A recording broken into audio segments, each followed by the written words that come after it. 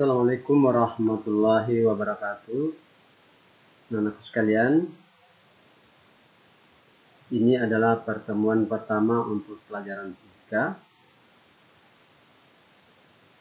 Pada pertemuan kali ini kita akan membahas bab 1, ruang lingkup fisika, metode ilmiah, dan keselamatan kerja.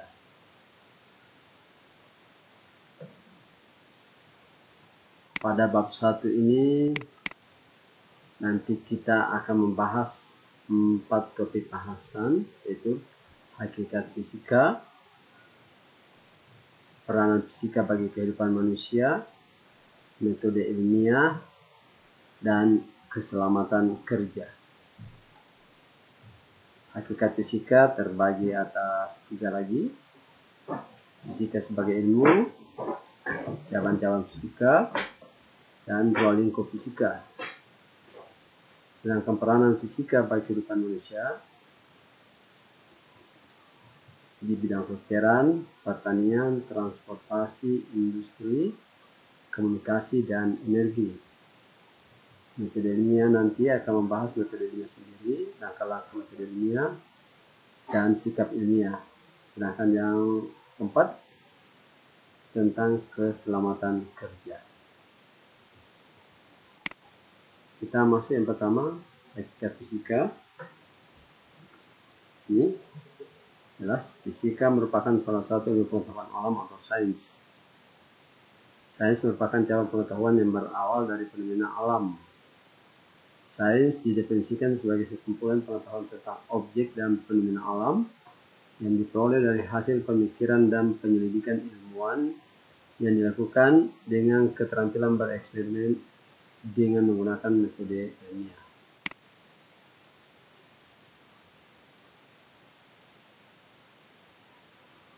Selanjutnya, fisika sebagai ilmu mempunyai ciri-ciri, sedikitnya ada 5. Yang pertama, objek kajiannya berupa benda konkret.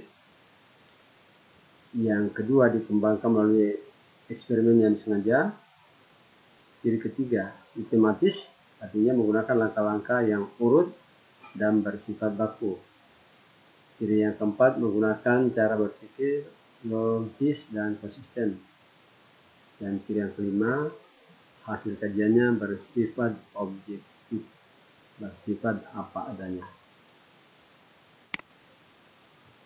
Pada slide berikut, kita akan melihat cabang-cabang fisika.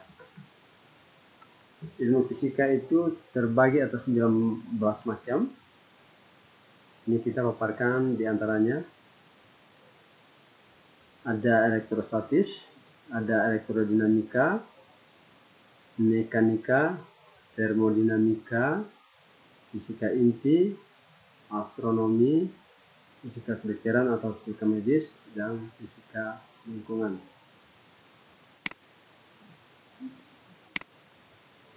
Nah, yang berikut peranan fisika bagi kehidupan manusia di bidang kedokteran dan kesehatan.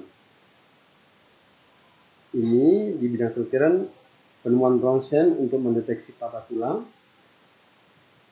kemudian penemuan sinar laser untuk mencegah lapis ginjal dalam tubuh manusia. Yang ketiga, penerapan konsep pemantulan cahaya dalam proses pembedahan. Lalu yang keempat, penerapan peralatan gelombang radio untuk mendeteksi kondisi bayi di dalam perut. Jadi itu menggunakan dasar dari fisika semua. Yang kelima, penemuan sinar gamma untuk proses sterilisasi peralatan bedah. Peran fisika di bidang pertanian, penemuan bibit unggul dari proses rekayasa genetika. Penempatan peralatan pertanian membantu kerja petani seperti mesin bajak sawah. Kemudian itu bidang transportasi, penemuan konsep tekanan dalam ruang tertutup yang mengilhami terciptanya konsep mesin berbahan bakar minyak. Penemuan berbagai konsep gerakan benda yang berpengaruh terhadap pembuatan mobil dan motor. Ketiga, pembuatan kereta maglev menggunakan superkonduktor. Di bidang industri,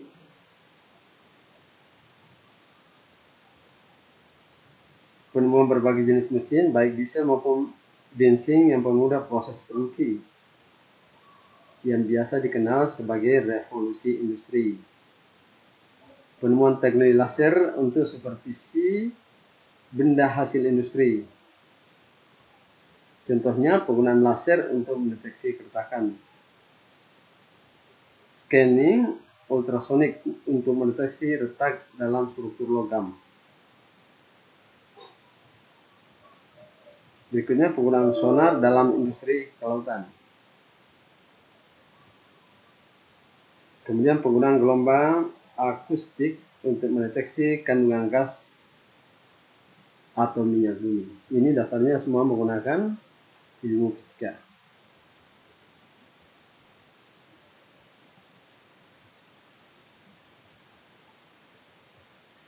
Kemudian di bidang komunikasi, penemuan gelombang elektromagnetik pada telepon genggam. Kemudian fiber optik untuk jaringan internet. Jadi jaringan internet yang kita pakai itu dasarnya adalah pengembangan ilmu fisika. Kemudian pengiriman data melalui satelit. Di bidang energi, contohnya generator sebagai penghasil energi listrik. Ini hasil kerja yang dasarnya menggunakan ilmu fisika. Kemudian penggunaan radioaktif sebagai reaktor nuklir. Yang ketiga, sel surya sebagai energi alternatif. Itu peranan fisika bagi kehidupan manusia di bidang energi. Jadi ilmu fisika itu sangat besar sekali peranannya bagi kehidupan manusia.